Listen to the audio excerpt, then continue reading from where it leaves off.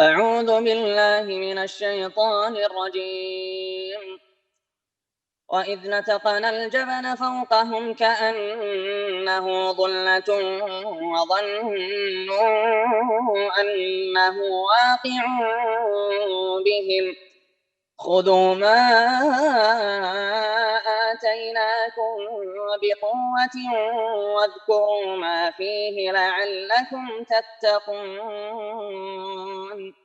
وإذ أخذ ربك من بني آدم من ظهورهم ذريتهم وأشهدهم على أنفسهم ألست بربكم قالوا بلى شهدنا أن تقولوا يوم القيامة إنا كنا عن هذا غافلين أو تقولوا إنما أشرك آباؤنا من قبل وكنا ذرية من بعدهم أفتهلكنا بما فعل المبطلون وكذلك نفصل الآيات ولعلهم يرجعون. واتل عليهم نبأ الذي آتيناه آياتنا فانسلخ منها فأتبعه الشيطان فكان من الغاوين. ولو شئنا لرفعناه بها ولكنه أخلد إلى الأرض واتبع هواه فمثله كمثل الكلب إن تحمل عليه يلهث أو تتركه يلهث ذلك مثل القوم الذين كذبوا بآياتنا فقصص القصص لعلهم يتفكرون. ساء مثلا القوم الذين كذبوا بآياتنا وأنفسهم كانوا يظلمون. من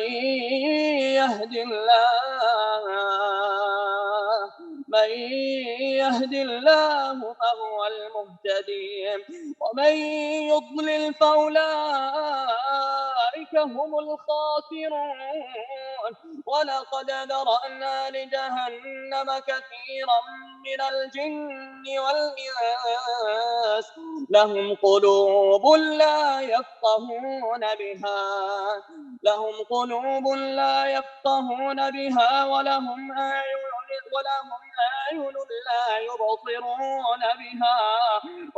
أعين لا يبصرون بها ولهم آذان لا يسمعون بها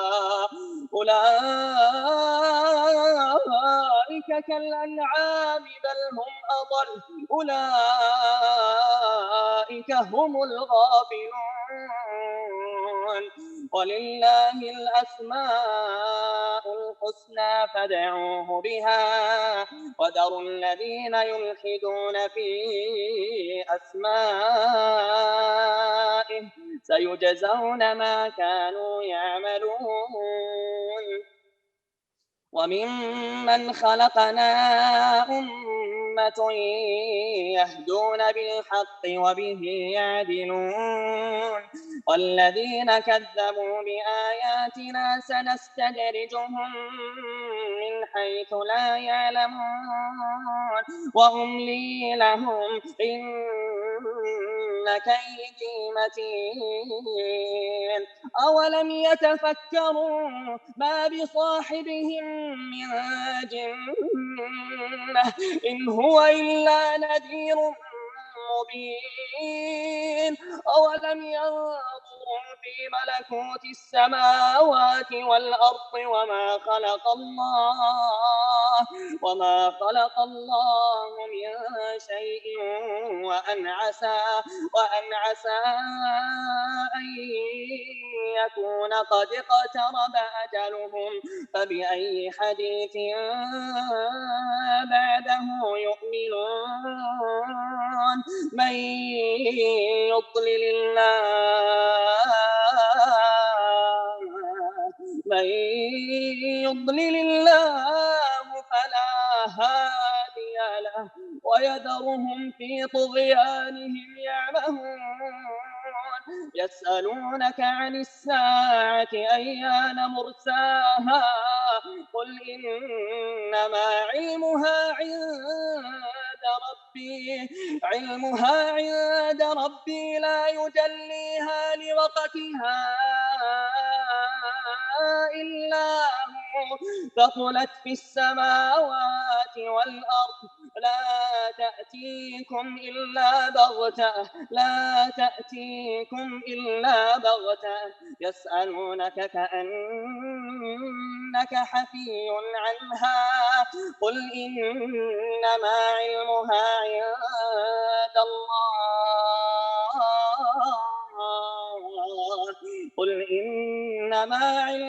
عند الله ولكن أكثر الناس لا يعلمون قل لا أملك لنفسي نفعا ولا ضرا إلا ما شاء الله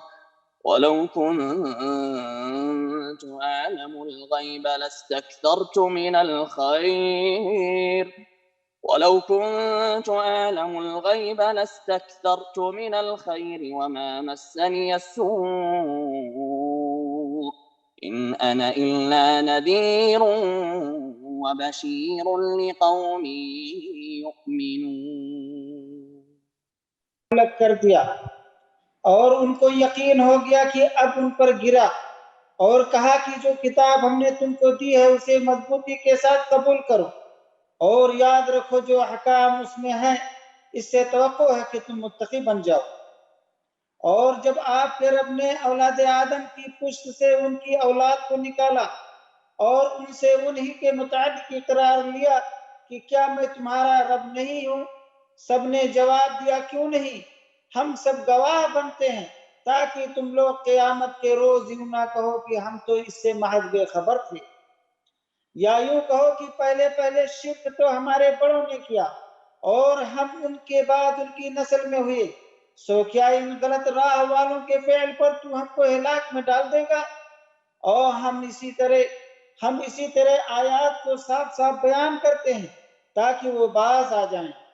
اور ان لوگوں کو اس شخص کا حال پڑھ کر سنائیے کہ جس کو ہم نے اپنی آیتیں دی پھر وہ ان سے نکل گیا پھر شیطان اس کے پیچھے لگ گیا سو وہ گمراہ لوگوں میں شامل ہو گیا اگر ہم چاہتے تو اس کو ان آیتوں کی بدولت بلند مرتبہ کر دیتے لیکن وہ دنیا کی طرف مائل ہو گیا اور اپنی نفسانی خواہشات کی پیروی کرنے لگا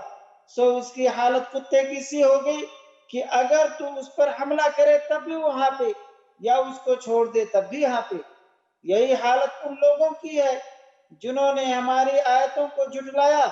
سو آپ اس حال کو بیان کر دیجئے شاید وہ لوگ کچھ سوچیں اور ان لوگوں کی حالت بھی بری حالت ہے جو ہمارے آیات کو جھٹلاتے ہیں اور اپنا نقصان کرتے ہیں جس کو اللہ تعالی ہدایت کرتا ہے سو ہدایت پانے والا وہی ہوتا ہے اور جسے گمراہ کرتے سو ایسے ہی لوگ خسارے میں پڑنے والے ہیں اور ہم نے ایسے بہت سے جن اور انسان دوزخ کے لیے پیدا کیے ہیں جن کے دل ایسے ہیں جن سے نہیں سمجھتے اور جن کی آنکھیں ایسی ہیں جن سے نہیں دیکھتے اور جن کے کان ایسے ہیں جن سے نہیں سنتے یہ لوگ بھی چوپاؤں کی طرح ہیں بلکہ یہ ان سے بھی زیادہ گمراہ ہیں یہی لوگ غافل ہیں اور اچھے نام اللہ ہی کے لیے ہیں سو ان ناموں سے اللہ ہی کو موسوم کیا کرو اور ایسے لوگوں سے تعلق بھی نہ رکھو جو اس کے نام میں کجروی کرتے ہیں ان لوگوں کو ان کے کیے کی سزا ضرور ملے گی اور ہماری مخلوق میں ایک جماعت ایسی بھی ہے جو حق کے موافق ہدایت کرتی ہے اور اس کے موافق انصاف بھی کرتی ہے اور جو لوگ ہماری آیات کو جھٹلاتے ہیں ہم ان کو بتدریج گرفت میں لیے جا رہے ہیں اس طور پر کہ انہیں خبر بھی نہیں میں ان کو مہلت دیتا ہوں بے شک ہماری تدبیر بڑی مضبوط ہے کیا ان لوگوں نے اس بات پر غور نہیں کیا کہ کہ ان کے ساتھی کو ذرا بھی جنون نہیں، وہ تو صرف ایک صاف صاف ڈرانے والے ہیں۔ اور کیا ان لوگوں نے غور نہیں کیا آسمانوں اور زمین کے عالم میں اور دوسری چیزوں میں جو اللہ نے پیدا کیے ہیں، وہ اس بات میں کہ ممکن ہے کہ ان کی اجل قریب ہی آ پہنچی ہو؟ پھر قرآن کے بعد کون سی بات پر یہ لوگ ایمان لائیں گے؟ جس کو اللہ تعالیٰ گمراہ کر دے اس کو کوئی راہ پر نہیں لا سکتا۔ اللہ تعالیٰ ان کو ان کی گمراہی میں بھٹکتے ہوئے چھوڑ دیتا ہے۔ یہ لوگ آپ سے قیامت کے متعلق سوال کرتے ہیں کہ اس کا وقوع کب ہے؟ آپ فرما دیجئے اس کا علم صرف میرے رب ہی کے پاس ہے۔ اس کے وقت پر اس کو سوائے اللہ کے کوئی ظاہر نہیں کرے گا۔ وہ آسمانوں اور زمین میں بڑا بھاری حادثہ ہوگا، وہ تم پر محض اچانک آ پڑے گی۔ وہ آپ اس طرح پوچھتے ہیں جیسے گویا آپ اس کی تحقیقات کر چکے ہیں۔ آپ فرما دیجئے کہ اس کا علم خاص اللہ ہی کے پاس ہے، لیکن اکثر لوگ نہیں جانتے۔ آپ فرما دیجئے کہ میں خود اپنی ذات خاص کے لیے کسی نفع کا اختیار نہیں رکھتا اور نہ کسی ضرر کا،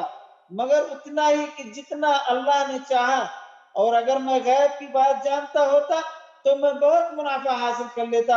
اور کوئی نقصان مجھے نہ پہنچتا۔ میں تو محض جلانے والا اور بشارت دینے والا ہوں ان لوگوں کو جو ایمان رکھتے ہیں۔